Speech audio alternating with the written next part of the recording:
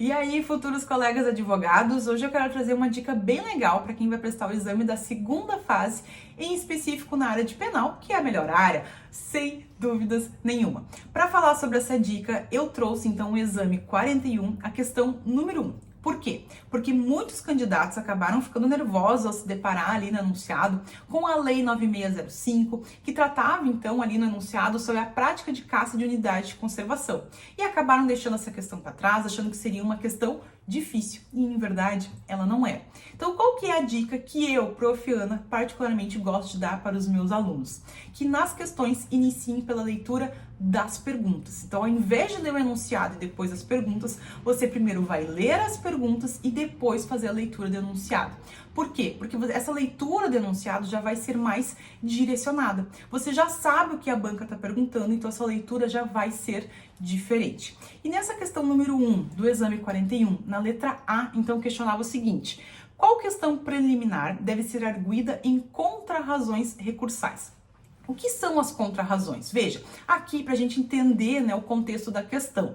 Primeiro, a defesa impetrou um habeas corpus e essa ordem do habeas corpus foi concedida. O Ministério Público não ficou satisfeito com essa situação, com essa decisão e interpôs então um recurso ordinário constitucional. Na questão da letra A, então, preliminar de contrarrazões, entenda, contrarrazões vai ser apresentado pela defesa, contrarrazões do recurso ordinário constitucional apresentado pelo Ministério Público. E o que a gente busca em contrarrazões, certo? Nesse caso aqui, preliminar de contrarrazões, porque a gente já leu a pergunta. A gente vai atacar os pressupostos recursais, ou seja, a gente quer, né, que esse recurso do Ministério Público ele não seja conhecido. Em outras palavras, é isso que a banca está pedindo na letra A. Então, a gente tem alguns exemplos. Que o recurso do Ministério Público ele é intempestivo, que o Ministério Público ele não é legítimo, ou ainda que o Ministério Público não teria interesse de agir, ou como é o caso aqui da questão, que o recurso, então, interposto pelo Ministério Público não é cabível para a situação. Não é cabível o ROC, carinhosamente chamado, o recurso ordinário constitucional nessa situação? Não, porque entenda, aqui a gente teve um HC que ele foi concedido e o ROC ele é cabível quando há denegação de um habeas corpus, então não era cabível, bastava para acertar a questão dizer que não havia o cabimento desse recurso apresentado pelo Ministério Público.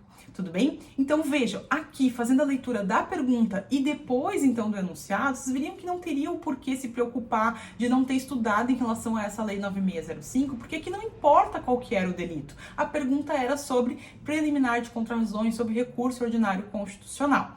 E eu sei que vocês vão perguntar também em relação à letra B, que questionava o seguinte: qual a tese processual a fim de garantir o afastamento da causa de aumento aplicada a Adriano? Então aqui a gente teve primeiro, né, uma aplicação de 1 ano e depois o tribunal reformou para 1 ano e 6 meses. Isso não é possível quando a gente tem um recurso exclusivo da defesa. Não dá para piorar a situação quando a gente tem um recurso que foi exclusivamente apresentado pela defesa, porque viola a reformatio in pecus.